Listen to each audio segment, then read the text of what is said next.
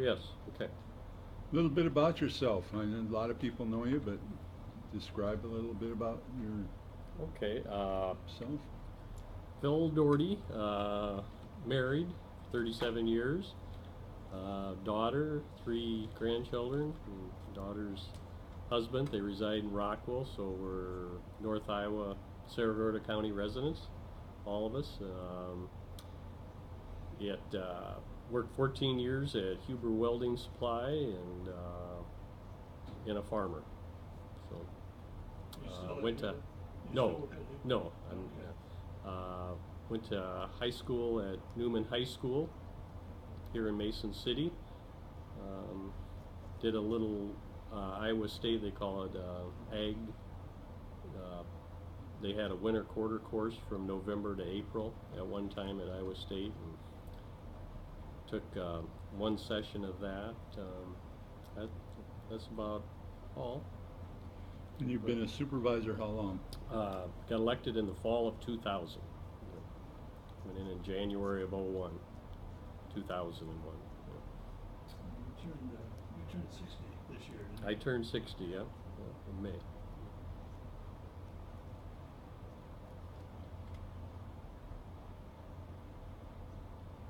You want to go, John? Yeah, sure. Okay. Uh, Phil, we're interested in getting your opinion on the situation with the hog confinement plant near Ventura that's now you Okay. guys recommended against it, Yes. even though it passed the state guidelines and so on. And now you guys are appealing it. Well, the DNR overturned your decision, now you're appealing that, is Yes. the way it works. Tell us a little bit about that in terms of your thinking in terms of voting against that, even though you knew you were going up against the state. Okay. Technicalities were, they needed 440 points. There's a matrix system. They got 445, and the place where proposed site was pretty sensitive. Like there's an 8 to 10 foot pit they will have, for the contain the manure. The water table is literally probably 8 to 10 feet there. I mean, you're in a upland prairie pothole region, which the watershed is in the Clear Lake area. It's north of Ventura, and there's a wildlife. A couple of them, Coon and Goose Lake or Wild Goose Lake area, and some of it's public land, some of it's contiguous private land. Just because the private land, it'd be like if you have a floodplain. Like, does it make any difference if it's the public owns it or private? It's still in a floodplain area, and this floodplain drains to the Winnebago, and it eventually gravitates down through here. So we looked at all those. I mean, we just didn't say no just because we don't like CAFOs. We looked at the and listened legitimately to the people that had concerns about it, and we have a public hearing which is part of the matrix system, and we thought we did due diligence on it. So.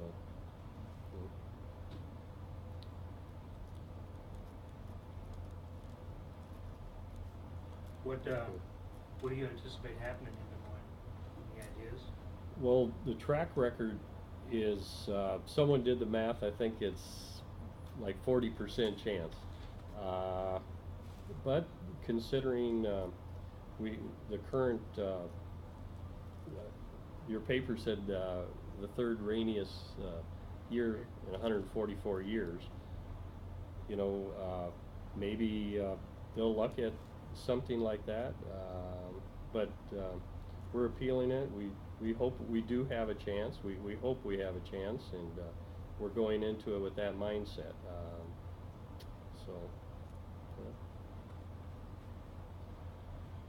Well, second question, supervisors have taken pride in how they've held the line on taxes in recent years. Are there any circumstances under which you would support a tax increase? Well, I guess till the need arises, I can't think of any like a calamity or catastrophe of something. Unless there's a mandate come down federal state level that you would have to implement. Mhm. And if the resources weren't there, I imagine yes we would have to, but taxes are kind of a three-legged stool. There's property tax, income tax, and sales tax, and in some regions, counties, municipalities, the needs are, some of them are 40, 48%, 41% of the property tax owners paying those needs, and there's sales tax and income tax, and I know the state income tax is kind of, it is what it is. I mean, if people have a good year, especially being an agricultural state, if the farmers do good, then the state, and sales tax, if the wage earners do good, they go out and spend and generate sales tax. But property tax kind of a status quo. It's always there regardless of the economy, and we have to deal with that. But by like sitting here and saying on this forum, like, you can never say never to it, that's Mhm. not possible to say that. So you think the county's in good shape financially? Yes, yeah. We look at our assessment schedules, of what's coming in, and really don't plan a budget around that, but it sure gives you a good roadmap to that, And it's, the property tax is kind of it's there. It's not a moving target. There's so much taxable property in Saragordo County, and we know what that is because that's our job to know what it is, and so that's what we work with.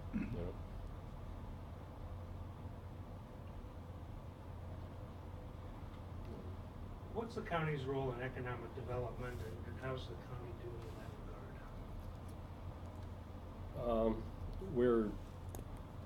We use a portion of our sales tax to county betterment and economic development, which we're a member of good standing with the North Iowa Corridor Association, which under my watch, when I came in 2000, there was just Clear Lake Economic Development Board and Mason City, and there was a push on to kind of collaborate those and have the county come up, which we weren't a member of each, obviously, and we've kind of got to that point where, so we collaborate with that, we help fund that and help fund some businesses that want to come in. You have to, in this day and age, there's incentives to everything. There's incentives to buy a cell phone, they give you free minute, incentive to buy a car, zero. So the name of the game in economic development is incentives. Either be it good or bad, that's what it is. It'd be like to see businesses on their own merit to have that disconnect from private enterprise and the government, but in this day and age they seem to be one and the same and intertwined, because then they'll throw eggs at, well, there's so many government regulations, we got to walk to your tune or whatever, and then, well, we'll try to incentivize some business to get here that's hopefully will spur population growth, and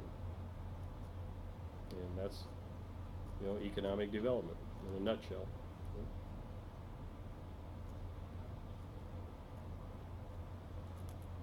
Well, as you look ahead, what would you say would be the two biggest needs that the county has now, the supervisor has some control over, and how do you think the county should proceed with it? Okay, two of the biggest needs. Our needs are probably not status quo in the sense we have an aging population, and how are we going to deal with that, and what role the county has in that. Well, a vested interest would be to keep people in their homes, be it the elderly, and then they are property tax payers, and we're the aging population. Like when I go to church, someone mentioned, yes, I turned 60 in May. Majority of the people are my age or older, and when you look around, you just wonder where that's going to lead us. And then we do a phenomenal job in educating our young, and they got to go towards the job opportunities. So I guess the biggest thing is population growth, job growth, and retaining the jobs and businesses we have, rather than you got an intergenerational business. You know, grandpa started it and the son ran it and the grandson maybe wants to move on. Well, what could we do as a county or with the economic development group, be it Mason City or Clegg, to retain those? So I suppose population retainment and growth would be one of the concerns. And then what we would have to be as a county to enhance that, be it roads.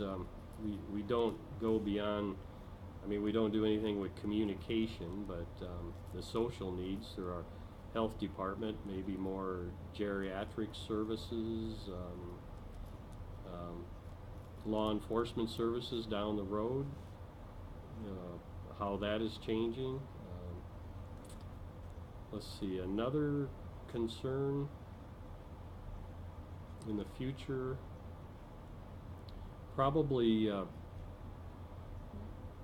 going outside the box in some sort of form or way that we're boxed in here in Saragordo County, that there's roads that lead in and out, railroads, and all the communication we have in and out, how we could enhance that or market that or help someone market that. And you know, we have the easements, the records to help that. I don't know what we could do, but I can understand why you would ask that question, because you would come to us to figure out the futuristic needs.